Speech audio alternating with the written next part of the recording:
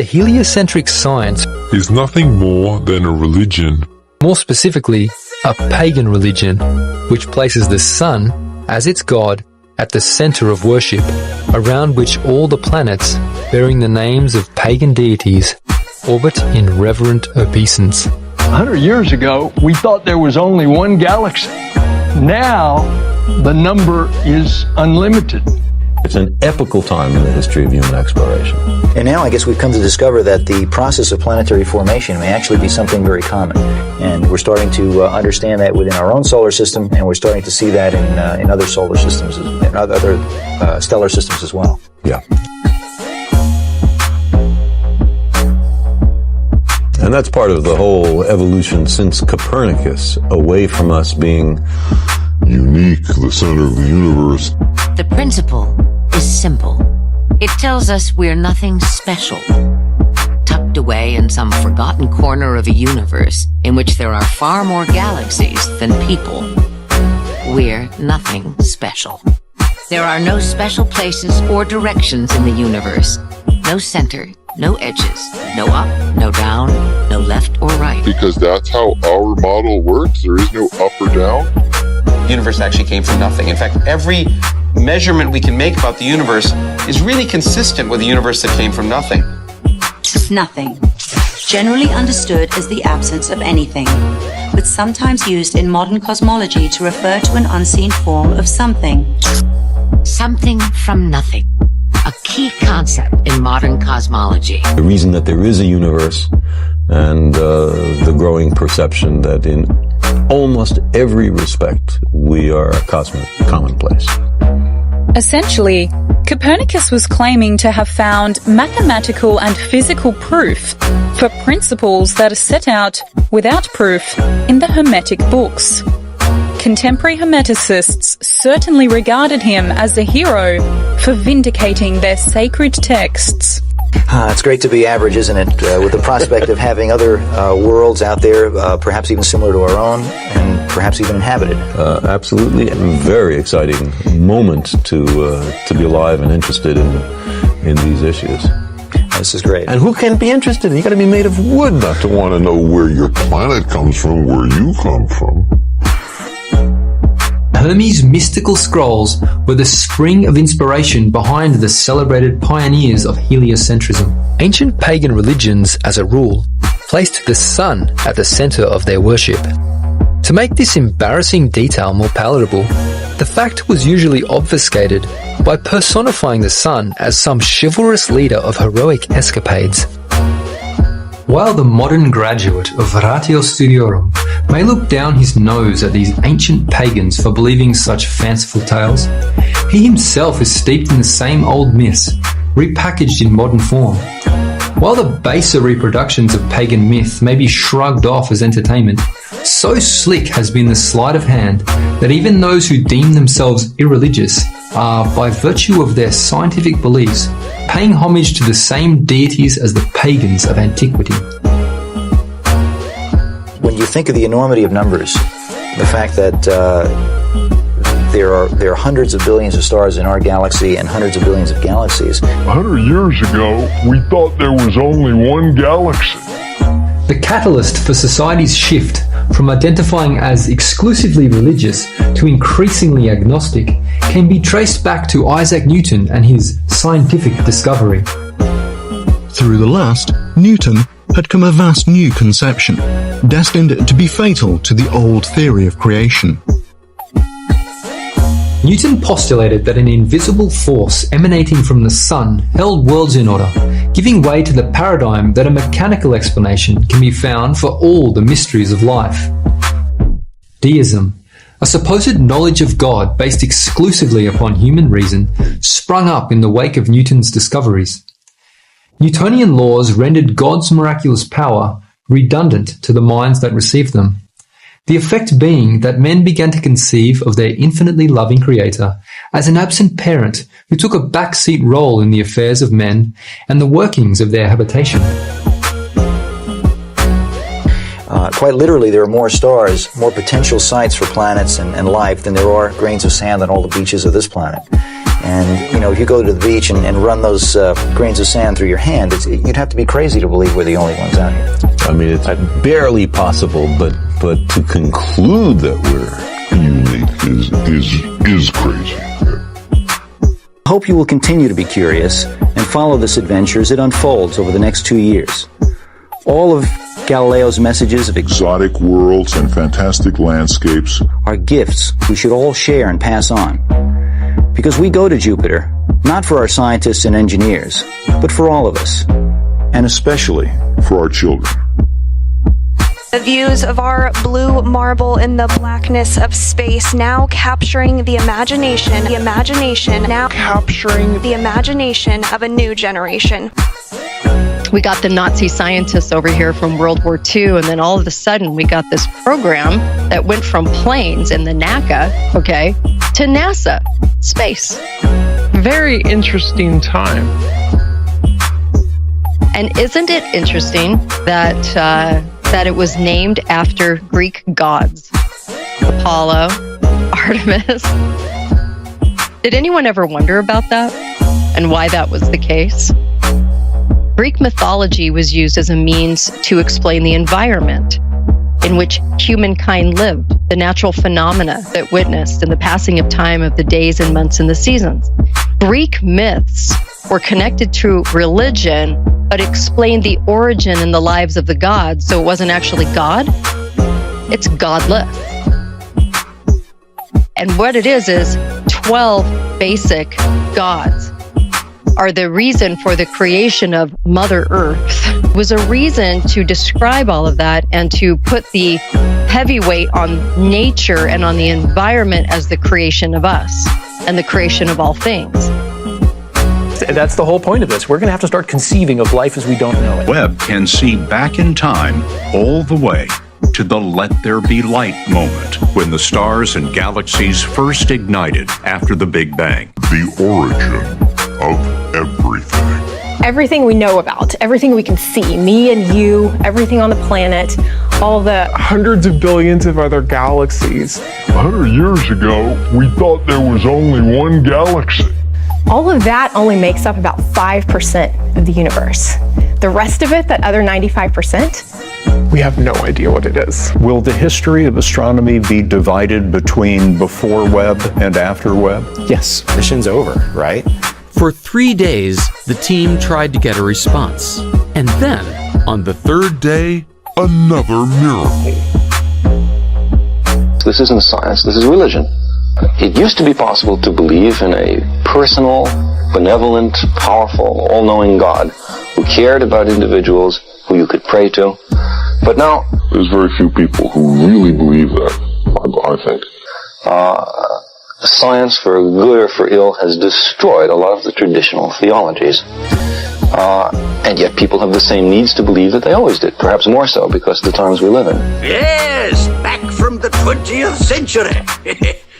And believe me, you can have it. One big modern mess. 100 years ago, we thought there was only one galaxy. Belief in God hits a new low. A new Gallup poll shows belief in God is declining, especially among the younger generation. Now, first of all, lad, we've got to get all these medieval ideas out of your head. Clear the way for new ideas. Mapping the world was the first step to conquering it. A worldview that is incompatible with reality can't help but produce stress and anxiety. If the boy goes about saying the world is round, he'll be so mixed up he'll be wearing his shoes on his head.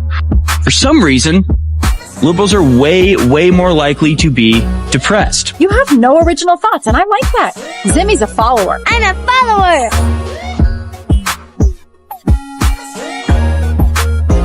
Worldview is so warped and out of touch with reality that your brain rebels at your cognitive dissonance. You'll have to use your brain for a change. You look at nature, you see predators and prey. You see, my boy, it's nature's way. Upon the weak, the strong ones prey. It's no more wrong than a lion eating a gazelle, which isn't wrong, it's just what happens. Human life, it's also true. The strong will try to conquer you.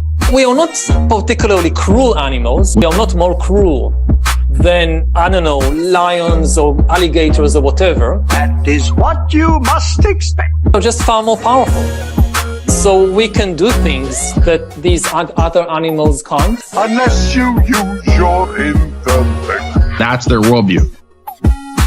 Belief in God, just like adherence to nature, makes you more difficult to control. So if they can destroy the family, destroy God, and destroy your connection to other human beings in the natural world, then you are just a perfect mold for a new neo-feudal serf, a slave in the globalist system.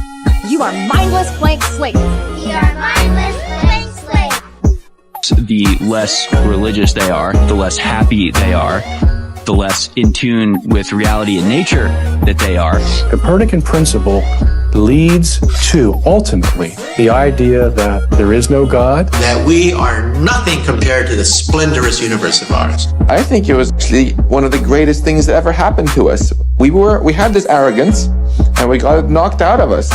And we realized that actually we're insignificant and the future's miserable. So those are the two things we've learned.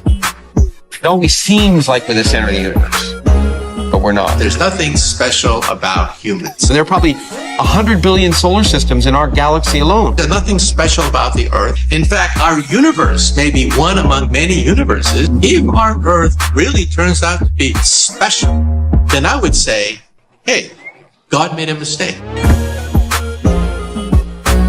You're trapped in a illusion that has been crafted for you by people who despise you. The world is merely a tiny speck in the universe. You have no purpose. You have to understand that God is nature, and when you're out of whack with God, you're out of whack with nature. You're floating, disconnected from anything real, tangible, or legitimate. So of course you're going to be unhappy. Of course it's going to all seem confusing and chaotic and out of control. Because it is. On purpose. Now, use your head. Use your head. Will you go wonder what those sparkling dots are up there? Oh, I don't wonder. I know. I don't wonder. I know. I don't wonder. I know. And I thought you were going to amount to something. I thought you had a few brains. It's a battle of wits. If the boy goes about saying the world is round, he'll be so mixed up he'll be wearing his shoes on his head. So what did science defeat? What did they defeat in 1600, 1700? What did they really overtake? Church. Okay. So if they admitted after 200 years, oops, the earth is not round, it's actually flat, what would be the first thing people would go back to? Do you think people would still follow science, or do you think they would go back to the church? It was the natural assumption of the ancient world to see the movements in the heavens as centered upon us. If you look at pictures of medieval cosmology, then you see not only the Earth and the planets, but the outer sphere. Beyond that, you would have heaven. So that the Earth was considered to be at rest, ultimately, with respect to heaven, with respect to the throne of God. Don't like being special, which is crazy, because we're nothing special. We're also very brief, our 100-year lifespans. So how could we possibly be significant? Giordano Bruno got burnt at the stake the year 1600 for writing about an infinite space. He was burned alive in the streets of Rome in the year 1600 for simply saying that there are other worlds out there, that there's nothing essentially special about our world. So why would the Catholic Church burn this person alive in the streets of Rome? Because think about it. If there are other worlds, then the question is, are there people on these other planets? If so, do they have a savior? If so, do they have a pope? If so, how many saints do they have? Imagine 1 billion popes, 1 trillion saints. How many trinities are there? The mind goes crazy contemplating a universe of universes. And so what did the church do? They simply burned him alive. Far from being a wellspring of life, Newtonian science became a riverhead of death, whose ever-swelling waters have drowned generations in infidelity. Working on the evolutionary principle of Darwinism, the Big Bang is the only explanation that can be given for the mechanics of the heliocentric model. It was the force of the Big Bang that placed the Earth in its orbit around the Sun, hurled the Moon into Earth's gravitational field, and set the sun in its motion through the galaxy. Thus, one cannot, with intellectual honesty, accept the heliocentric model without also accepting the Big Bang. For no other explanation can be found for the supposed vectors of stars and planets in science or revelation. Henceforth, science would increasingly assert its independence from the influence of the church. Science would be destroyed. Science would be, it would be the worst day they could ever possibly have, admitting that they were wrong about this. People have had a brick wall placed in front of them because science has said certain things, and they said, you must stay over in this category here, and you cannot go into the God category because that's going to destroy our science. People will go back to the Bible and say, oh, look, It could be literally true now. In trying to figure out all these anomalies that they see in the universe that don't fit the Copernican principle, what this leads to is creating a whole bunch of universes. I'm a great advocate of the multiverse. There could be an infinite number of billions and billions. I call it a multiverse. Somewhere in all those universes, there's going to be something that's not geocentric, you see. And that's how we can get out of the problem. It's not fine-tuning. It's not religious, like some people think. You can take anything you want and you can explain it by the logic. Don't confront the face of God in a multiverse. You're just the result of a mathematical equation splitting infinitely. It's a strange time in cosmology. It's an interesting time because we don't understand anything. If you understand nothing, you understand everything. So not only is all the evidence suggestive that we came from nothing, but the laws of physics tell us that it's to be expected that something comes from nothing. Scientism's congregation are to imagine that they understand what is set before them, to convince themselves that it makes logical sense. 33rd degree Freemason Albert Pike explains this occult method of initiation. The blue degrees are but the outer or portico of the temple. Part of the symbols are displayed there to the initiate, but he is intentionally misled by false interpretations. It is not intended that he shall understand them, but it is intended that he shall imagine he understands them. It's really not that hard to understand. Children understand these things. This just shows that he can't understand the things that elementary school children do.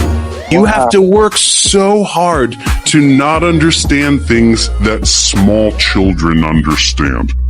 When we come to recognize the deception regarding our world, we must not remain deceived as to what this is all about. When Rome's magicians pulled the heliocentric doctrine out from obscurity, it was for the purpose of marginalizing the Bible and crushing the Reformation. Scripture had to be defeated, and after her theology proved no match for that of the Reformers, the doctors of divinity simply became doctors of science and got to work fabricating an entirely new reality. If this Bible-contradicting paracosm was accepted, it would result in her victims rejecting not only the testimony of the Scriptures, but also the testimony of their own senses. Such a complete state of disconnection would render her victims only one place in which to put their trust: the architects of the new reality. While both models, the flat Earth and the spinning spaceball, may be called religious beliefs, the former is correlated not only by the Scriptures, but by the individual's own sensory experience and common sense. Whereas the latter requires the denial of one's own senses and the yielding of the subject's understanding to spiritual directors. The one that believes the evidence of his own senses and follows the convictions of his conscience is at liberty, his mind independent, his will his own. But when one feels bound to reject the testimony of his own senses in favor of a version of reality that he has neither seen nor tested for himself, he bows his intellect to the superiors and teachers who have done the thinking for him, waiting attentively upon them to tell him what he is allowed to believe. To stand for heliocentric science is to stand with Rome in the Counter-Reformation. In this modern cosmology conflict, all must settle the question within himself: which master do I serve? Rome or the Word of God? Not everybody can be a robot polisher. That's the whole point of this. We're going to have to start conceiving of life as we don't know it. The let there be light moment, a Big Bang. The origin of everything. Before web and after web. And then, On the third day, another miracle.